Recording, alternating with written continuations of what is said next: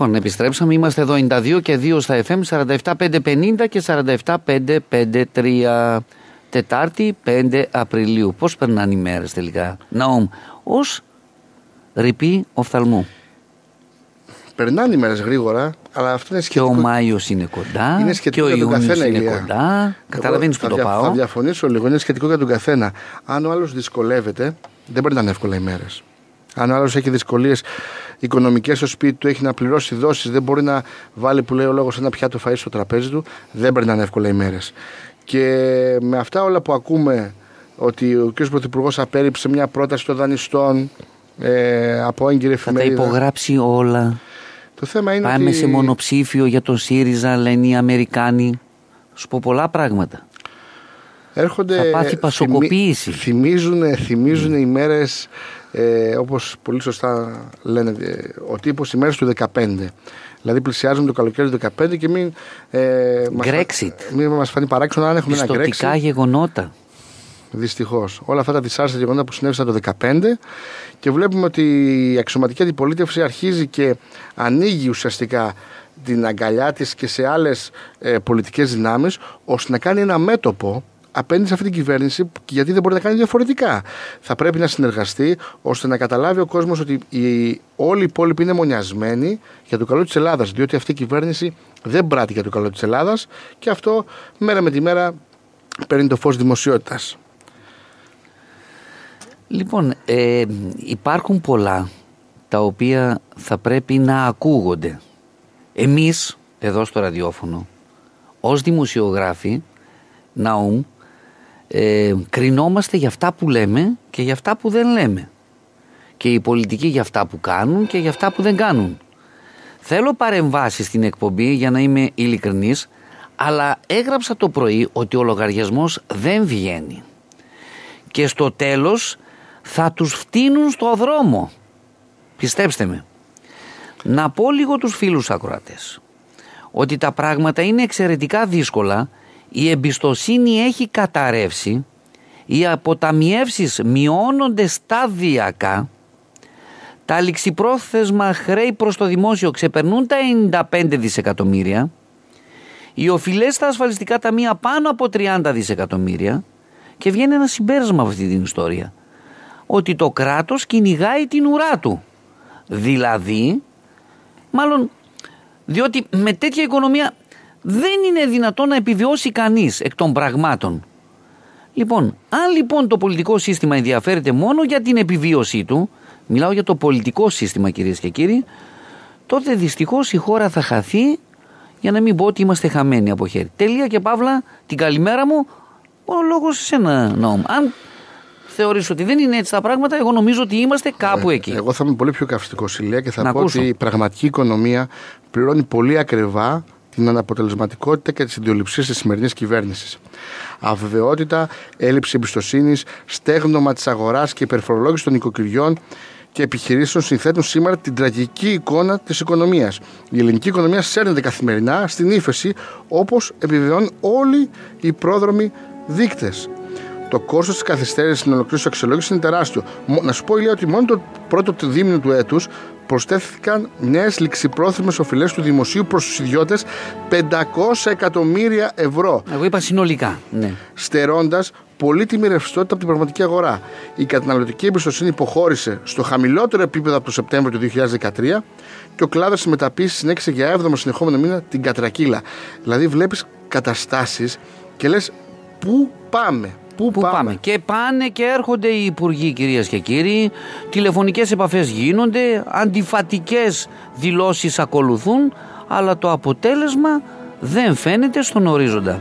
Έχουν ξεπεράσει δηλαδή τα όρια της αντοχής, της κοινωνίας, με αυτήν την παράταση που γίνεται με το δράμα, γιατί το θείο δράμα θα κορυφωθεί τώρα, αυτή τη μεγάλη εβδομάδα που θα έρθει, για την αξιολόγηση. Και δεν μιλάω για την αξιολόγηση, και άλλο το θείο δράμα, η κορύφωση.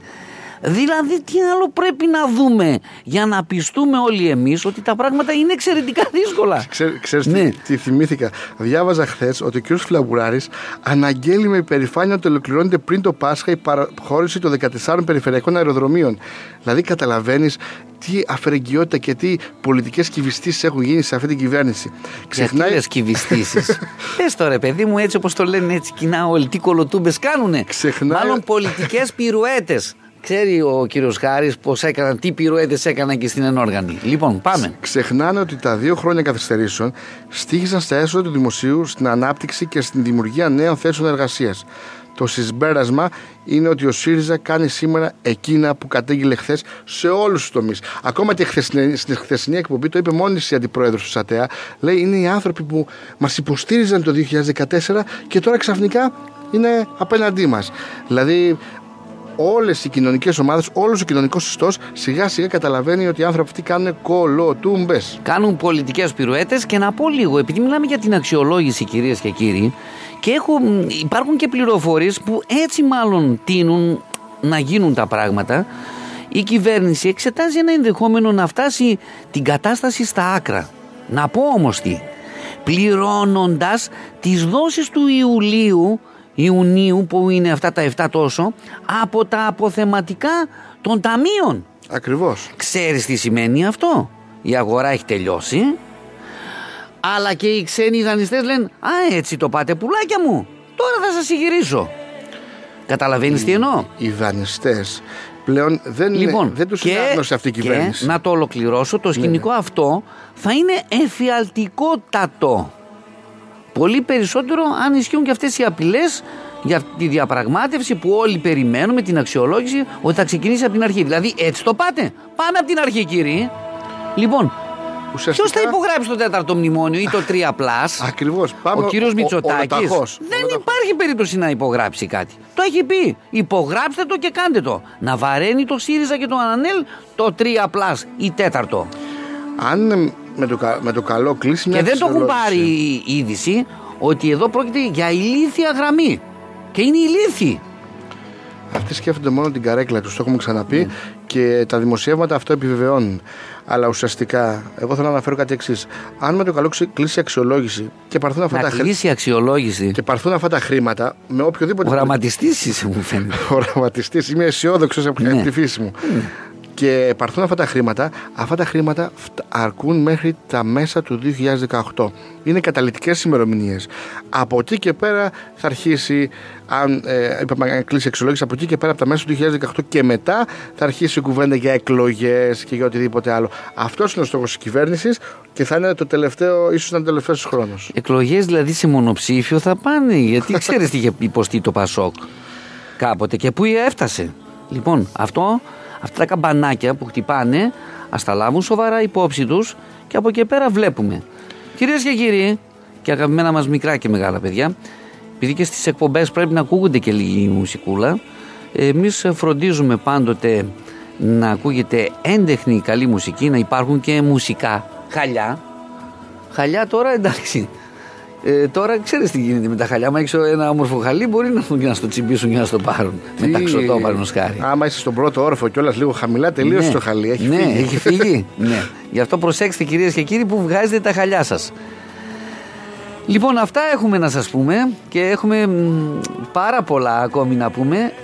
Θα πάμε, κυρίες και κύριοι, σε διαφημιστική ανάσα και σε λίγο θα είμαστε και πάλι μαζί. Να πούμε ότι αύριο τη 1 το μεσημέρι εγκαινιάζονται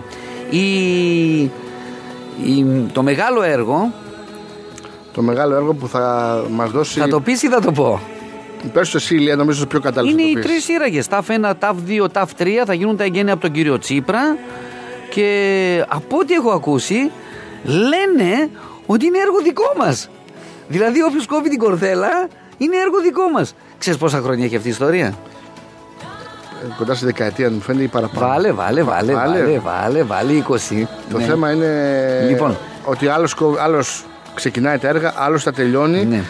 Αλλά τουλάχιστον θα έχουμε τη διαδρομή μας προς την Αθήνα 20 λεπτά νωρίτερα. 20 λεπτά νωρίτερα. με ελάχιστα χρήματα, λεπτά, πολύ λεπτά περισσότερα, αλλά κερδίζει σε πολλά πράγματα. Και όσο αξίζει μια ανθρώπινη ζωή, δεν αξίζει όλος ο κόσμος. Η αυτοκινητόδρομος λοιπόν Αιγαίο, κυρίες και κύριοι, φρόντισε, τα έχει όλα, τα έχω δει, τα παρακολουθώ από κοντά, ακόμη και στα ενδιάμεσα από τα 3 τούνελ, πολύ εξοπλισμός, υπερσύγχρονα μηχανήματα για την καλύτερη ασφάλιση όλων μας, ασφάλεια. Και η αυτοκινητόδρομος, στην αυτοκινητόδρομο υποκλίνομαι, διότι όποιος θα πάει να δει το τι ακριβώς έχει γίνει, τότε μπορεί να μιλάει. Αν δεν απατώ, μιλία είναι και η μεγαλύτερη σύραγγα των Βαλκανίων. Ναι, η ΤΑΒ2, η δεύτερη. Λοιπόν, καιρός ήταν να έχουμε και τέτοια έργα. Για να μην είμαστε μακάβροι, να θυμηθούμε τα πόσα ατυχήματα έχουν γίνει στον Πλαταμόνα και σε εκεί την περιοχή. Στον Πλαταμόνα, μέσα στα Τέμπη, με τα παιδιά από τη Βέρεια. 1.000-2.000 ήμουν εκεί από την πρώτη στιγμή. Και όσο αξίζει, είπα, μια ανθρώπινη ζωή, δεν αξίζει όλος ο κόσμος. Κυρίες και κύριοι, πάμε σε λίγη χαλαρωτική μουσική και σε λίγο θα είμαστε και πάλι μαζί εδώ στους 92 και 2 στα FM. Και διαφημίσεις. Εδώ είμαστε 92 και 2 στα FM, πάλι από το Μακόπικη το τραγούδι. Βρε παιδιά, βρε τους μουσικούς επιμελητές μας, γιατί δεν προσέχετε. Είπαμε δεν θα κάνουμε λάθη στον αέρα. Ηλίας Χρυσικός Ναούμου Ευαγγελόπουλος, κυρίες και κύριοι, εδώ στους 92 και 2. 47-550, 47-553 τα τηλέφωνα του ραδιοφωνικού σταθμού. Μια καλημέρα στο φίλο μας το Βαγγέλη, στον Παναγιώτη, στο Γιώργο, στην Έφη, στον Εμίλιο, στη Σοφία, στον Ηλία, στον Σταύρο, στο Σωτήρη, στο Βασίλη και στο Χάρη. Αυτούς έχουμε. Ηλία, να σε ρωτήσω. Ναι. Όλο θες να ρωτάς και εσύ. Ρωτάω για να κάνουμε έτσι μια συζήτηση. Μ' αρέσει να συζητάω μαζί σου. Πάλι συζήτηση θα κάνουμε. Λοιπόν, άντε να κάνουμε. Το δημοσίευμα του Financial Times. Ναι. Ποια είναι η άποψή σου?